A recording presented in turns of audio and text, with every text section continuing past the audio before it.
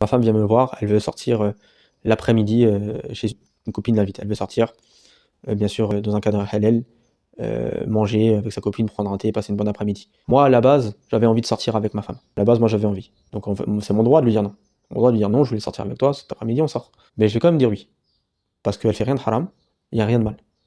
Par contre, si elle vient me dire est-ce que je peux sortir cette nuit après l'Isha, dans les heures de la nuit, à l'enterrement de jeune fille de ma copine, dans un bar mixte, bah, là c'est non.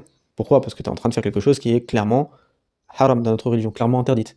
Donc, je vais pas te dire oui. Là c'est non, c'est intraitable. Et la force de ça en fait, c'est que même si des fois ma décision elle peut prendre une frustration, ou elle peut être frustrante, ce sera pas une vraie frustration, parce que la personne elle sait en face que c'est pour des raisons religieuses. Et nous les musulmans, on a cette force qui est que on aime se sacrifier pour notre Seigneur. Quand on sait qu'on sacrifie mais que c'est pour notre Seigneur, souvent la frustration, hein, elle est pas si frustrante que ça, elle est douce, elle a une douceur cette frustration. Donc en fait, quand tu fais ça, ta femme elle attribue jamais ses frustrations à toi en fait. Elle se dit jamais oui, au contraire, c'est même quelque chose qui va construire le respect, et ça peut même être agréable des fois. Bizarrement, ça peut être agréable chez certaines femmes que leur mari leur dise non, quand c'est pour des bonnes raisons, quand elle voit derrière quelqu'un qui a des principes, qui est carré, etc.